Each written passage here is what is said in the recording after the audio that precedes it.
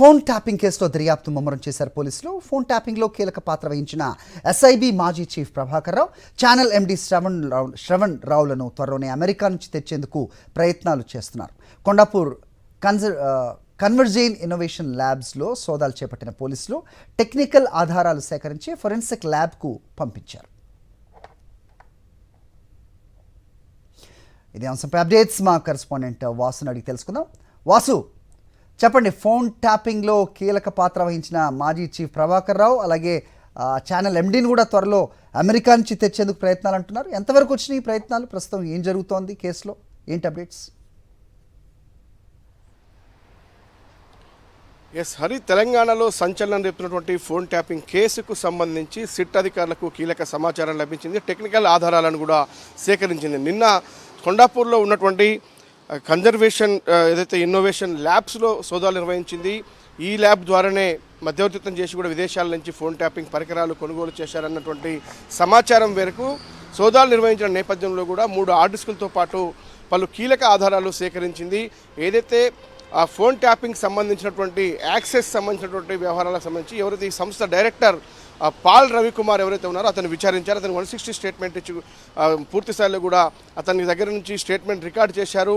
ఇక మిగతా అంశాలకు సంబంధించి చూసినట్టయితే ఫోన్ ట్యాపింగ్ కేసు వ్యవహారంలో కూడా ప్రభాకర్ రావుతో పాటు ఒక మీడియా ఛానల్ ఎండీగా ఉన్నటువంటి వ్యక్తులు ఇద్దరు విదేశాల్లో ఉన్నారు. కీలకంగా కూడా ఈ ప్రభాకర్ రావుకు సంబంధించినటువంటి ఇంటెలిజెన్స్ ఏదైతే ఐజీగా పనిచేశారో ప్రస్తుతం అమెరికాలో ఉన్న నేపథ్యంలో కూడా అతన్ని హైదరాబాద్ రప్పించేందుకు ఇప్పటికే రెడ్ కార్నర్ నోటీసులు కూడా జారీ చేసిన పరిస్థితి మనం గమనిస్తున్నాం. అయితే ఇప్పటిదాకా కూడా టెక్నికల్ ఎవిడెన్స్ కోసం ఎదురు చూసినటువంటి వీళ్లకు నిన్న ఎక్కడైతే ల్యాబ్లో సోదాలు నిర్వహించారో అవన్నీ కూడా ప్రస్తుతం పంపడం జరిగింది. ఒక సైంటిఫిక్ ఎవిడెన్స్ కోసం కూడా ప్రయత్నాలు సాగిస్తూ ఉన్నారు. అవన్నీ వచ్చిన తర్వాత కూడా వీళ్ళందరినీ మరికొన్ని అరెస్టులు నోటీసులు జారీ చేసే అవకాశం. ఇక సర్వీస్ ప్రొవైడర్లకు సంబంధించి ఎవరైతే డిఓటీకి సంబంధించినటువంటి డిపార్ట్మెంట్కి కూడా నోటీసులు 190 కింద నోటీసులు జారీ చేశారు.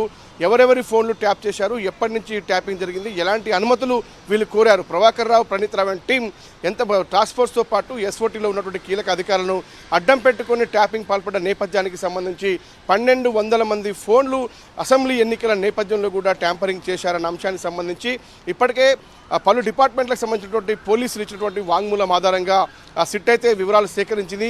ఆ 1200 మంది ఎవరైతే ఉన్నారో వాళ్ళందరి వివరాలకు సంబంధించినటువంటి వాటి కోసం ఇప్పటికే సర్వీస్ ప్రొవైడర్లకు కూడా నోటీసులు జారీ చేసిన పరిస్థితి కనిపిస్తూ ఉంది. ఎందుకంటే ఒక ఫోన్ ట్యాపింగ్ జరగాలంటే ఖచ్చితంగా రాష్ట్ర హోంశాఖ సెక్రటరీ పర్మిషన్ కావాలి. కానీ ఎలాంటి పర్మిషన్ లేకుండా ఫోన్ ట్యాపింగ్ పాల్పడ్డారు. అధునాతన టెక్నాలజీని నిన్న ఏదైతే సోదాలు జరిగినటువంటి ల్యాబ్ నుంచి కొనుగోలు చేసిన నేపథ్యానికి సంబంధించి కూడా ల్యాబ్లో ఉన్నటువంటి సీనియర్ మేనేజర్తో పాటు ఓ టెక్నికల్ అసిస్టెంట్ను కూడా విచారిస్తున్న పరిస్థితి కనిపిస్తూ ఉంది. వాళ్ళు ఇచ్చినటువంటి కీలక సమాచారం ఆధారంగా దాదాపుగా ఒక సైంటిఫిక్ ఎవిడెన్స్ ఇప్పటికైతే సిట్టుకు లభించినట్టు అయింది. మరికొన్ని ఈ సర్వీస్ ప్రొవైడర్ల నుంచి వచ్చినటువంటి ఆధారంగా మరికొంతమంది కీలక అరెస్టులకు నోటీసులకు రంగం చేసినట్టుగా సమాచారం అయితే అంతా ఉంది. ఇక పూర్తి స్థాయి ఆధారాలు చేతికంతే ఇక తదుపరి అరెస్టుల పర్వం కొనసాగించేందుకు సిట్టు సిద్ధంగా ఉన్నట్టుగా సమాచారం అంతా ఉంది. Okay Vasu, alright, thanks for the inputs.